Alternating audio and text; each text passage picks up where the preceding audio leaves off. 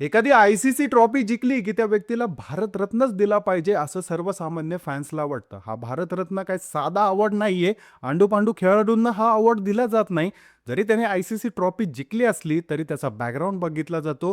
त्यांनी कोणत्या गोष्टी सॅक्रिफाईस केलेल्या आहेत, त्यांनी कुठल्या ऑफर्स ठुकरावलेल्या आहेत, त्यांनी कुठल्या गोष्टी कधी प्रमोट केल्यात का, घाणेरड्या गोष्टी कधी प्रमोट केलेल्या आहे का, त्याच्या चरित्र्यावरती कधी डाग लागलेला आहे का, यांसारख्या गोष्टी तपासल्या जातात आणि त्याच नंतर हा भारतरत्न अवॉर्ड त्या व्यक्तीला दिला जातो. भारतरत्न घेणं किंवा भारतरत्न सरकारकडनं देणं ही आंडूपांडू गोष्ट नाहीये. तो भारतरत्न आहे. तो मोजक्याच लोकांना आत्तापर्यंत देण्यात आलेला आहे या 75 वर्षामध्ये आणि त्याच्यामध्ये एक नाव म्हणजे सचिन तेंडुलकर. सचिन सरांचं जे कॅरेक्टर आहे, सचिन सर जे गोष्टी प्रमोट करतात, सचिन सर ज्या ऑफर त्यांनी धुडकावल्या होत्या, मी या गोष्टीचं सेवन करत नाही, तर मी या गोष्टीचं प्रमोशन देखील करणार नाही, या मानसिकतेचा तो व्यक्ती होता आणि त्यामुळं त्या व्यक्तीकडं तो भारतरत्न आहे. भारतासाठी त्यांनी खूप काय केलं, एवढ्या मॅचेस खेळल्या आणि त्यामध्ये 100 सेंचुरी, फक्त 100 सेंचुरी म्हणूनच हा अवॉर्ड त्यांना देण्यात आला नाही मित्रांनो. याच्यामध्ये त्यांची जी पण कारकीर्द आहे, त्याच्यामध्ये ते खेळले, व्यवस्थित खेळले. त्यांनी कोणत्याही प्रकारचा स्कॅम केला नाही. त्यांनी कोणत्याही प्रकारच्या घाणेरड्या गोष्टी प्रमोट केल्या नाही. एक असं कॅरेक्टर म्हणून ह्या क्रिकेटच्या या युगामध्ये राहिले.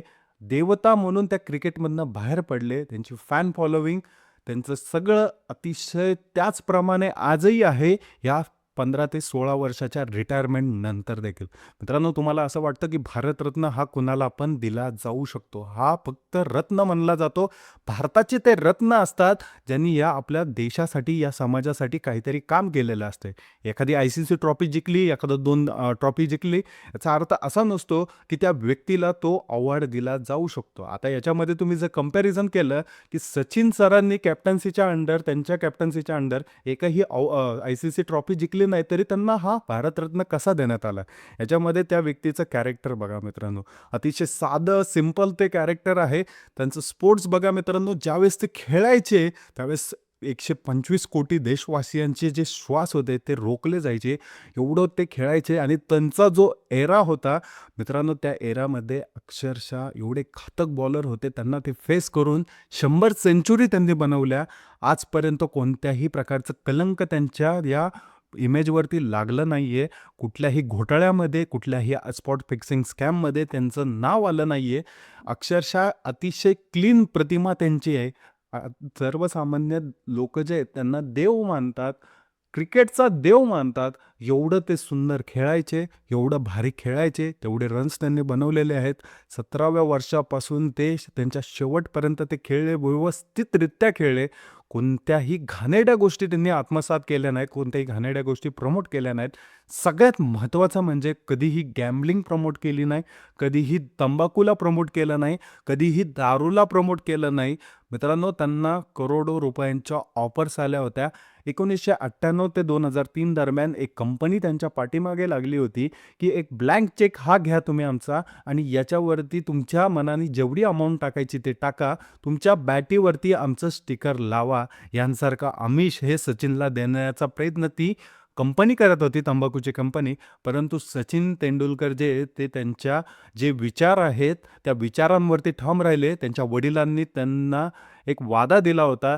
त्या वाद्यामध्ये त्यांनी एक सांगितलं होतं, की मी कधीही तंबाखू आणि दारूचं प्रमोशन करणार नाही. ज्या तंबाखूमुळे सर्वसामान्य लोकांचा जीव जातो, त्या गोष्टीचं प्रमोशन त्यांनी कधी केलं नाही. का त्या तंबाखूमुळं कधी-कधी कॅन्सर होतो, मरतात लोकं, त्याचं प्रमोशन त्यांनी केलं नाही. दारूचं प्रमोशन कधीही केलं नाही.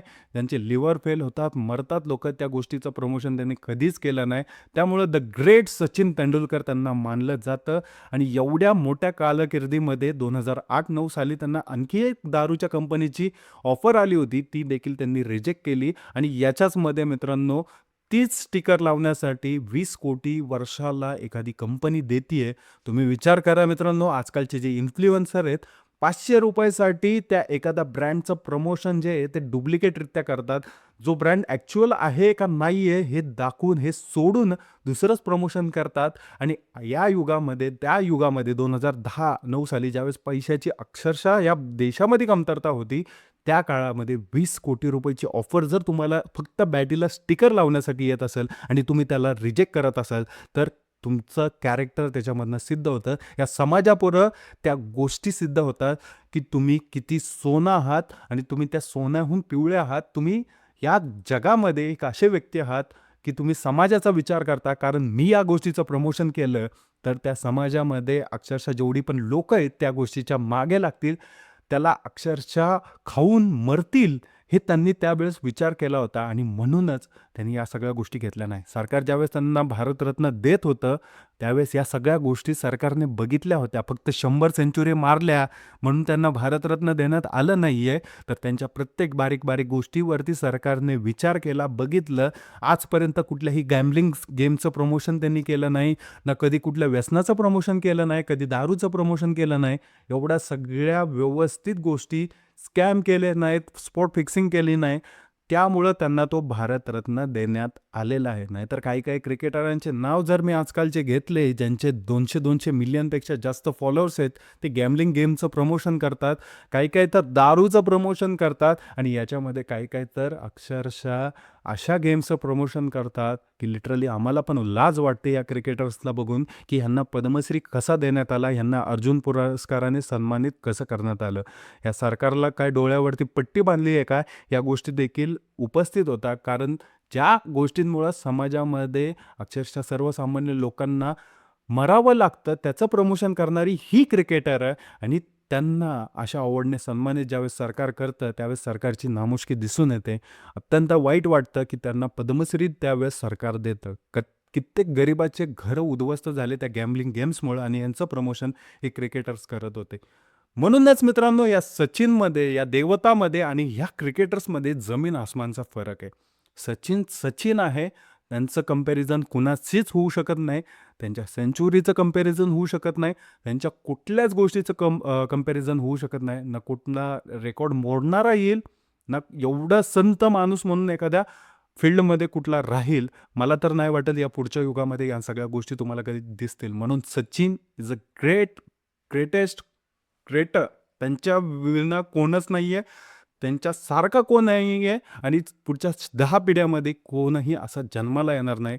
हा सचिन तेंडुलकर जसा जन्माला आलाय. नक्कीच मित्रांनो, व्हिडिओ आवडला असेल तर लाईक करा, सबस्क्राईब करा. भेटूया पुढच्या व्हिडिओमध्ये असाच एक नवीन टॉपिक घेऊन. जय हिंद, जय महाराष्ट्र.